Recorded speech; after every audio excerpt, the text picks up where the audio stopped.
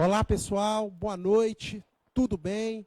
Gostaria de agradecer, como a gente sempre faz, a presença aí de vocês, quem está nos acompanhando nesse momento, quem vai chegar também, a gente espera que entre, que participe, que fique conosco em mais esse trabalho, em mais essa live do professor Bernardo.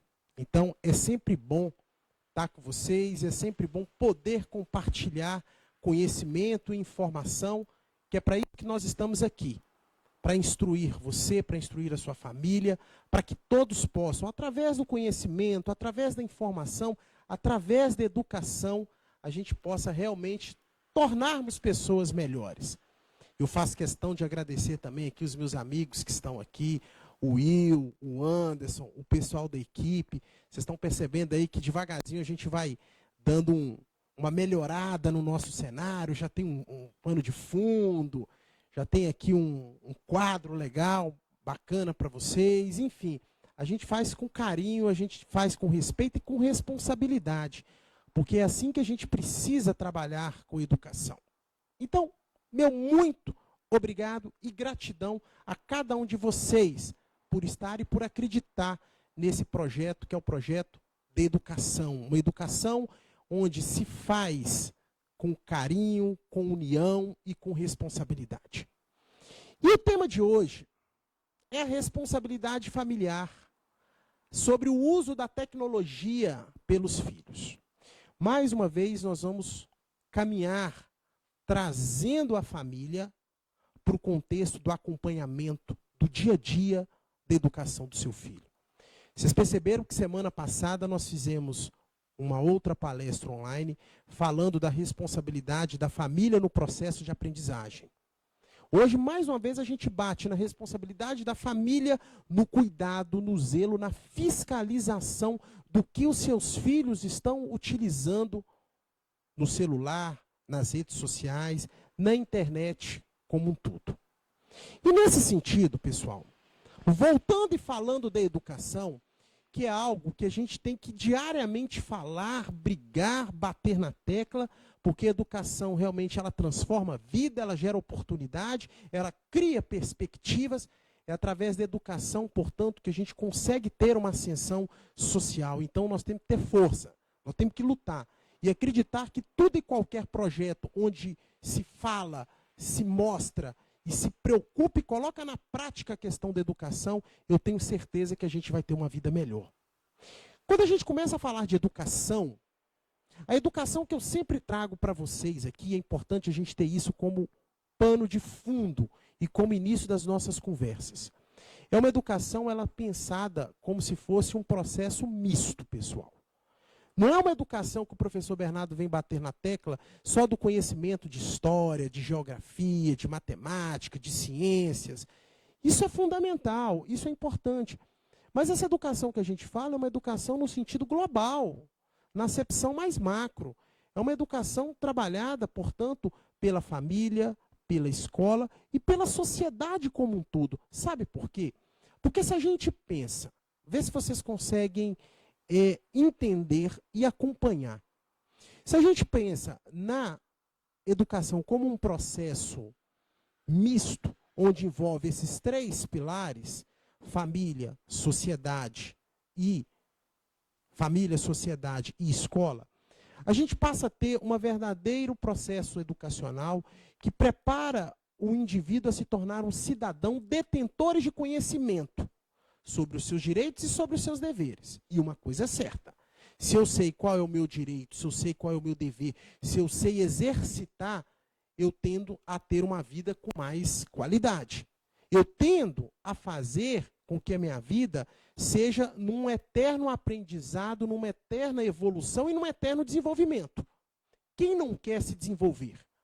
Quem não quer se evoluir? E para isso, portanto, a educação ela tem que ser pensada nesse conjunto de informações dentro de casa, dentro da escola, no dia a dia do seu trabalho, como capaz de tornar você uma pessoa que se desenvolva. Uma pessoa que, consequentemente, olhe para cada um em qualquer lugar que esteja e exija respeito. E falar nesse meio educacional, pessoal, não tem como nós não deixarmos de falarmos da tecnologia. A tecnologia hoje, vocês sabem, ela está sendo encarada como uma ferramenta fortíssima, usual, cotidiana, no processo de educação e no processo de aprendizagem.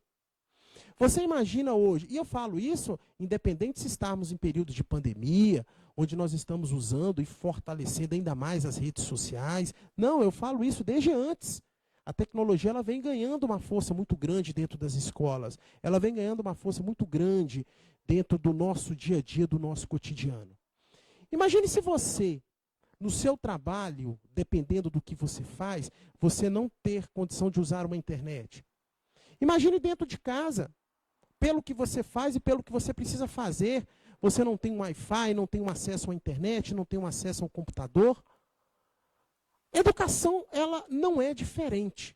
O que nós precisamos, e aí vai uma mensagem do professor Bernardo para você, pai, para você responsável. O que nós precisamos é saber ensinar os nossos filhos a utilizar os meios digitais. Porque a tecnologia ela veio e a tecnologia ela está aí. Então a gente sabe que ela não vai sair. Ela vai continuar. Então nós temos que entendê-la. E nós temos que, ao entendê-la, saber educar os nossos filhos, ensinar os nossos filhos.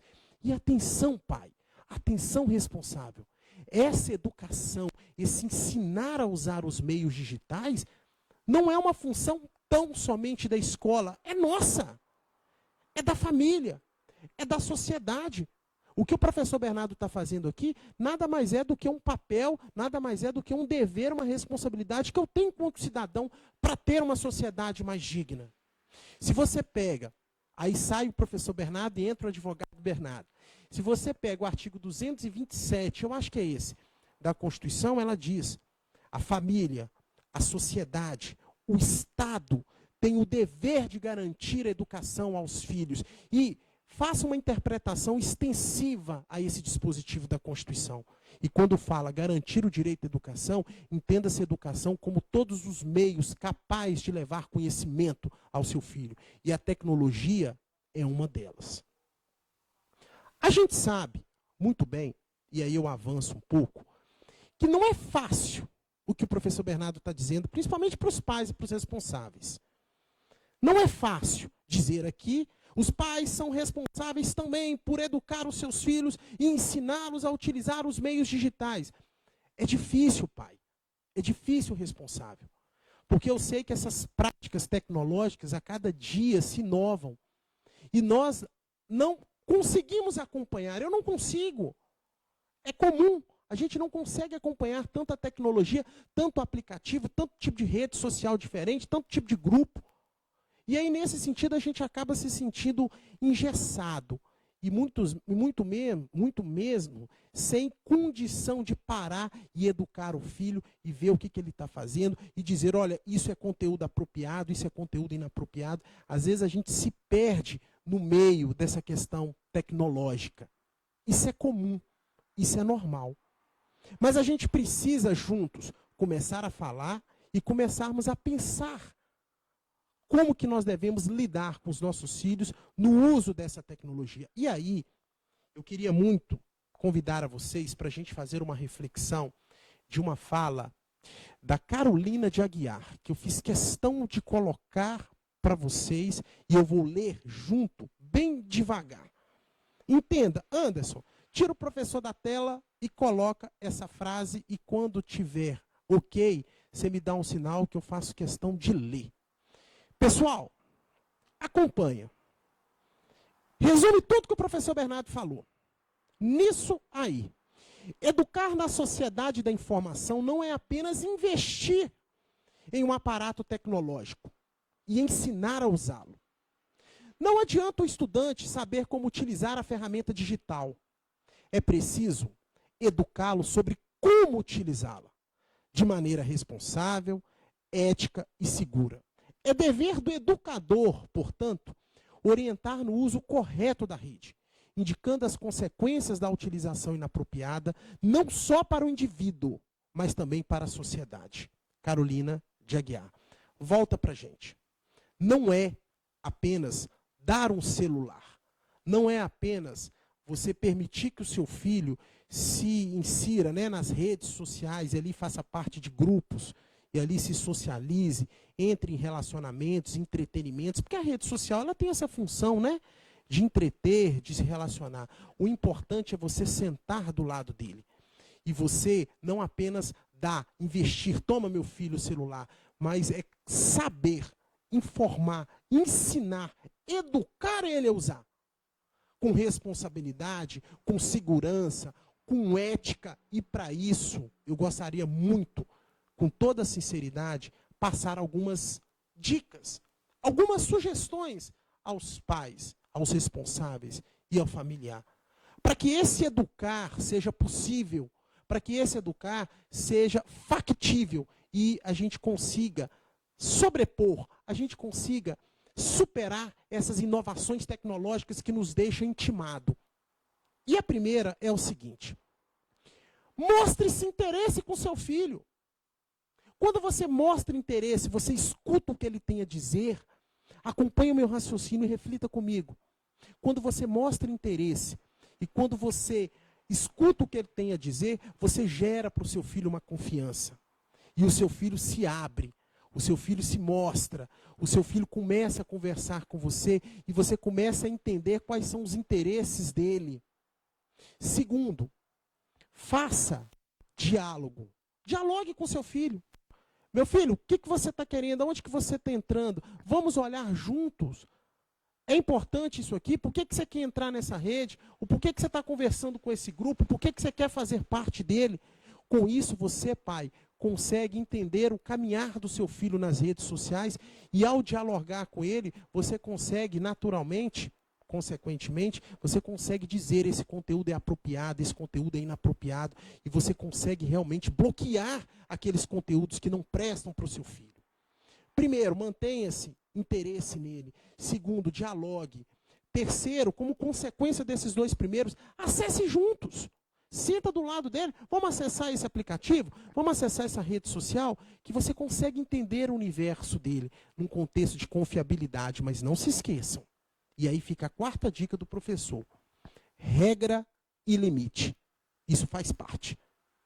Quando você permite que seu filho use a tecnologia, quando você se interessa, dialoga, e como, consequentemente, você acessa junto, mas isso não lhe faz com que você perca a sua condição de pai, a sua condição de responsável, impondo regras e limites. O fato de você permitir que ele use a tecnologia, atenção para essa reflexão, não significa, portanto, que você está dando autonomia para ele. Você é o pai, você é o responsável, você tem aquilo que no direito a gente chama-se de poder familiar. Diga não quando for preciso. E aqui eu queria dizer para vocês o seguinte. Eu fiz uma live, até nesse sábado agora, pelo Instituto Asas da Esperança, da minha amiga Grazi, nós fizemos um bate-papo legal com a professora Marcela, professora universitária, trabalha muito com educação especial, a gente nutre muito respeito com ela pela bagagem que ela tem. E ela explicou nessa live de um projeto muito, muito legal, eu até peguei o livro, estou lendo, e em outros momentos a gente vai conversar sobre isso, que esse projeto chama-se Amor Exigente. E nesse amor exigente, diante de vários princípios e ensinamentos, um deles é o seguinte: você fala para o seu filho, eu te amo, só que eu não concordo com o que você está fazendo, aquele errado. O que essa palavra, o amor exigente, significa? É sabermos dizer não para os nossos filhos. É sabermos impor limites para que ele possa ter um entendimento e ter um discernimento e se tornar equilibrado. E é por isso que usar a tecnologia é usar dentro dos padrões que você, pai, que você, responsável, coloque. Isso é dar a ele a oportunidade de usar esses meios digitais com responsabilidade, com segurança e com ética, como diz a Carolina de Aguiar. E nesse sentido, a gente vem avançando um pouquinho na nossa conversa. Il, como é que está aí? Tem um pessoal para a gente dar uma alegria? Bacana.